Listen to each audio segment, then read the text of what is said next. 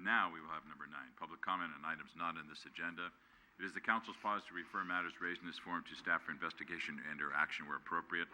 The Brown Act prohibits the council from discussing or acting upon any matter not agendized pursuant to state law. And I do have some speaker cards here, and see 3 of them are regarding items not on this agenda. So yeah, we can get speaker cards at the city clerk. Because we do have a crowd tonight, and I have speaker cards for another item in this agenda. So if you wish to speak to the council tonight on anything under conduct of business, I would request that you fill out a speaker card so we can introduce you in order. So the first person is Ryan Mersney regarding mail delivery. Ryan? Ryan?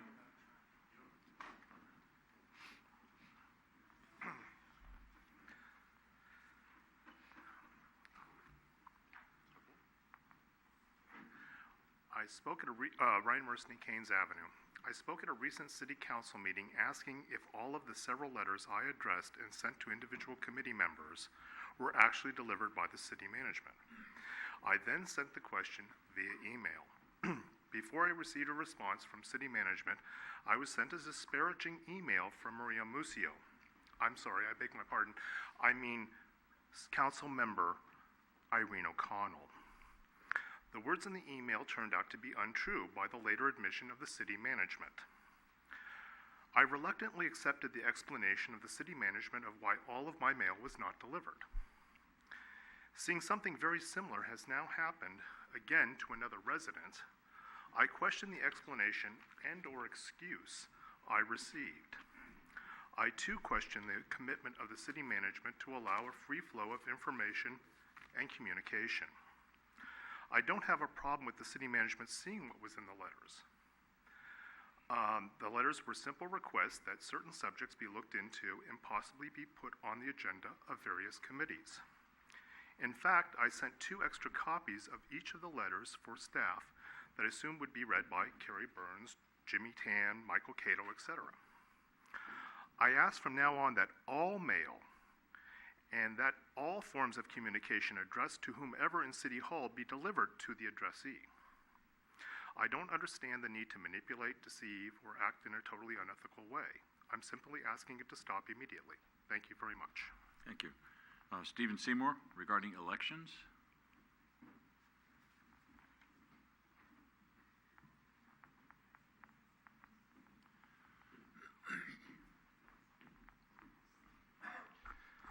Thank you, Mayor. To the council, I would just like to remind everybody that our elections are coming up very soon, and that it's important that we think about improper and open communications within the city government. I also think that it's important that we look forward to the development that's on the horizon as a city and make sure that it's development that improves San Bruno and doesn't impede on the neighborhoods near. I also think that we should all think about whether or not it's time to look to new city management. What we've been doing in the past hasn't really worked, and I think that we could see improvement not only from new council members but also from city management, both in Connie's position and maybe in others. I'd like for everybody to take a look at sanbrunonow.com and look at the YouTube channel that shows the recent forum, the candidate forum, because we need to be educated when we make our decision in November who will lead the city. And there were 80 people that showed up at the San Bruno Now and Friends of San Bruno Framework Network. Callista and I put on a week ago. There have been over 700 people that have watched the YouTube channel and the Facebook video since. And I think it's a really good way to educate you on who you should vote for and who can lead the city forward. And so that's why I'm here tonight. I thank you for your time. Thank you. Andrew Boone?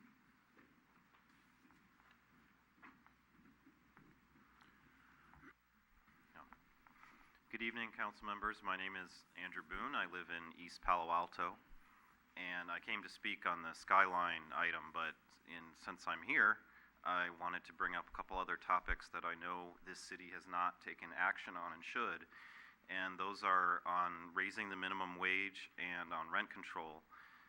Regarding raising the minimum wage, $10 or $10.50 is an obscenely low wage, a poverty wage, that no one should be earning who's working in this area. Even $20 an hour is barely enough to get by here, and you're all still allowing people to be paid $10.50. It's shameful. It's shameful that anyone's paid so little for doing honest work, and I think that you should follow the example of San Mateo, having raised minimum wage to $15 by 2019. That's a simple ordinance. You can just copy their ordinance and approve it, and you will be on the same path towards raising the minimum wage to what is almost a decent level for paying one's expenses here in San Mateo County. Last week, Redwood City had discussed this issue, and it looks like, based on the council member comments, they were very enthusiastic about following City of San Mateo's example and raising the minimum wage to $15 an hour by January 1st, 2019. I believe this city should agendize this item, discuss it, and do the same. Rent control is another issue where you can protect long-term renters from being displaced and really reduce a huge amount of human suffering by not forcing people out of their homes. I live in East Palo Alto. I personally benefit from rent control. If I didn't have it, I would be paying hundreds of dollars more every month. There are seniors living in the building who've been there 20 years. There's absolutely no way they can afford the astronomical rents that landlords are charging now.